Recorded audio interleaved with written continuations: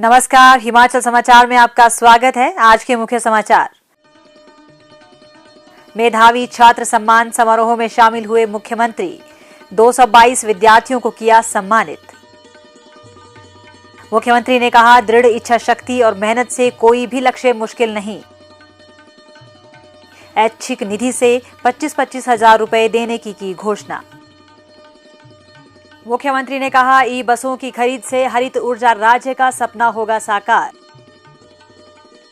327 करोड़ रुपए से की जा रही है ई बसों की खरीद। मुख्यमंत्री ने कहा, बल्क ड्रग पार्क में अवसंरचना विकास के लिए जारी किए 50 करोड़। मुख्यमंत्री ने एपीजी विश्वविद्यालय के न्यूज़लेटर का किया विमोचन। और अब समाचार विस्तार से। मुख्यमंत्री ठाकुर सुखविंदर सिंह सुक्खू ने आज शिमला में आयोजित राष्ट्रीय स्तरीय हिंदी दैनिक समाचार पत्र के मेधावी छात्र सम्मान समारोह 2024 में हिमाचल प्रदेश स्कूल शिक्षा बोर्ड के 10वीं और 12वीं के 222 टॉपर विद्यार्थियों को मेडल और प्रशस्ति पत्र देकर सम्मानित किया। इनमें 10वीं कक्षा के 92 तथा 12वीं कक्षा के 90 टॉपर विद्यार्थी शामिल है, जबकि शिमला शहर के विभिन्न स्कूलों के 40 टॉपर विद्यार्थी भी समारोह में सम्मानित किए गए। मुख्यमंत्री ने अपनी ऐच्छिक निधि से सभी मेधावी विद्यार्थियों को 25-25 हजार रुपए देने की घोषणा की। मुख्यमंत्री ने सभी प्रतिभावान विद्यार्थियों को बधाई दी और विद्यार्थियों को प्रोत्साहित करते हुए कहा कि कोई भी व्यक्ति दृढ़ इच्छा शक्ति और मेहनत के बल पर अपना लक्ष्य हासिल कर सकता है। उन्होंने कहा कि युवा पीढ़ी हिमाचल प्रदेश का भविष्य है और उन्हें राजनीति में आगे आना चाहिए। ठाकुर सुखविंदर सिंह सुक्खू ने कहा कि 19 महीने पहले जब कांग्रेस सरकार बनी तो उस समय प्रदेश की अर्थव्यवस्था बहुत खराब थी। वर्तमान सरकार ने प्रदेश की अर्थव्यवस्था में सुधार लाने के लिए अनेक प्रभावी कदम उठाए हैं। उन्होंने कहा कि राज्य सरकार वर्ष 2027 तक आत्मनिर्भर और 2032 तक देश का सबसे समृद्ध राज्य बनने की दिशा में प्रयासरत है। वर्तमान राज्य सरकार के 1.5 वर्ष के कार्यकाल में से 4 महीने चुनावी आदर्श आचार संहिता में बीते और 4 महीने आपदा में लोगों की सहायता में बीत गए। इसके बावजूद 1 साल में नीतियों में बदलाव लाकर 2200 करोड़ का अतिरिक्त राजस्व राज्य सरकार ने अर्जित किया।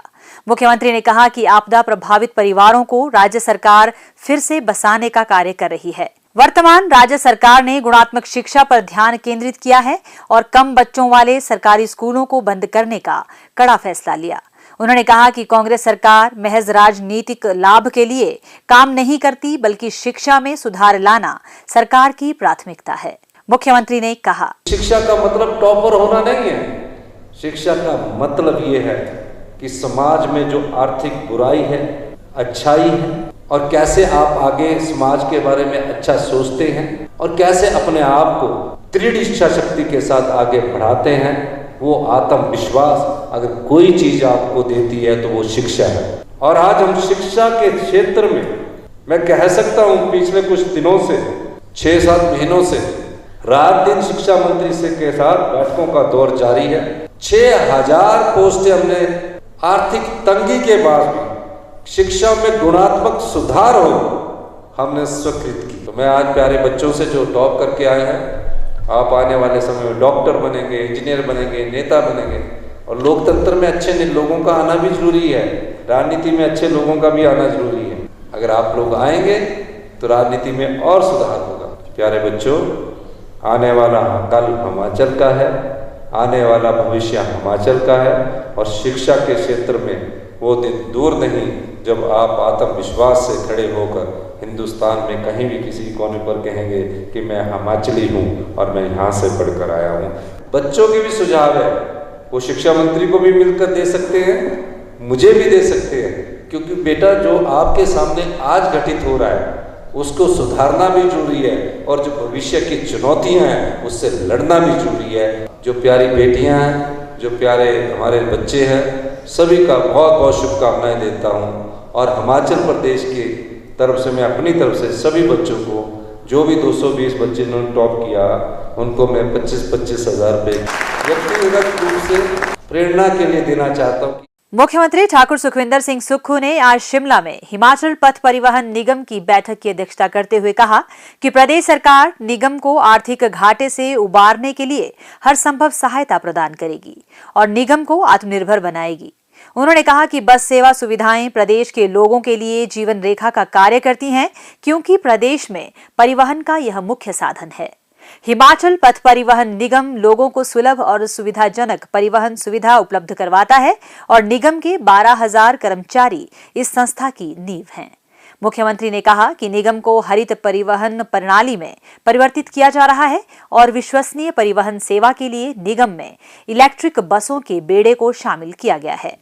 वर्तमान में निगम की 110 ई बसें और 50 ई टैक्सियां कार्यशील हैं। इसके अतिरिक्त निगम को आर्थिक घाटे से उबारने की दिशा में सुधार किए जा रहे हैं। उन्होंने कहा कि इलेक्ट्रिक बसों की खरीद के लिए 327 करोड़ रुपए प्रदान किए गए हैं और अतिरिक्त 2000 टाइप 2 इलेक्ट्रिक बसों की खरीद प्रक्रिया चल रही है। ठाकुर सुखविंदर सिंह सुक्खू ने कहा कि निगम धार्मिक स्थानों में बेहतर परिवहन सुविधा उपलब्ध करवाने के लिए प्रयासरत है। इसी कड़ी में पहले चरण में श्रद्धालुओं की सुविधा के लिए अयोध्या के लिए 6 बसों की सुविधा दी गई है और आवश्यकता पड़ने पर इनकी संख्या में वृद्धि की जा सकती है। मुख्यमंत्री ठाकुर सुखविंदर सिंह सुक्खू ने सोमवार को शिमला में उद्योग विभाग की विभिन्न विकासात्मक परियोजनाओं की समीक्षा बैठक की अध्यक्षता की। मुख्यमंत्री ने कहा कि प्रदेश सरकार ने ऊना जिले के हरोली में बनने वाले बल्क ड्रग पार्क में अवसंरचना विकास के लिए 50 करोड़ रुपए जारी किए हैं। मुख्यमंत्री ने कहा कि बल्क ड्रग पार्क का समयबद्ध निर्माण सुनिश्चित करने के लिए प्रदेश सरकार प्रतिबद्ध है। उन्होंने निर्माण से संबंधित सभी विभागों और एजेंसियों को समन्वय से कार्य करने के निर्देश दिए। उन्होंने कहा कि इस परियोजना में स्थल विकास, सड़कें, डिस्चार्ज ट्रीटमेंट संयंत्र, भाप उत्पादन, डक्टिंग सहित विभिन्न संरचनाओं का विकास कार्य किया जाना है। उन्होंने कहा कि इन सभी संरचनाओं को प्राथमिकता के आधार पर विकसित किया जाए।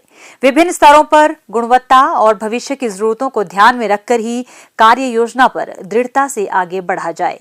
मुख्यमंत्री ने उद्योग विभाग की अन्य विभिन्न परियोजनाओं की भी विस्तार से समीक्षा की तथा निविदा, वित्तीय संसाधन, भूमि हस्तांतरण आदि मामलों को लेकर तेजी लाने के निर्देश दिए, ताकि विकासात्मक परियोजनाओं का लाभ समयबद्ध आम लोगों को सुनिश्चित किया जा सके।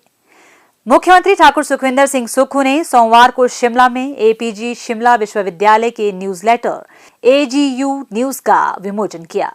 मुख्यमंत्री ने कहा कि इस प्रयास से विश्वविद्यालय के नवोदित लेखकों को भी अपनी प्रतिभा को निखारने का उचित मंच प्राप्त हुआ है। न्यूज़लेटर के माध्यम से विद्यार्थियों को विभिन्न विषयों को जानने व समझने का अवसर प्राप्त होगा। हिमाचल समाचार देखने के लिए सब्सक्राइब करें यूट्यूब चैनल हिमाचल समाचार, लाइक करें Facebook page information and public relations department Himachal Pradesh और सीएमओ हिमाचल। फॉलो करें एक्स @DPRHP और सीएमओ हिमाचल। फॉलो करें इंस्टाग्राम @DIPR हिमाचल और सीएमओ हिमाचल।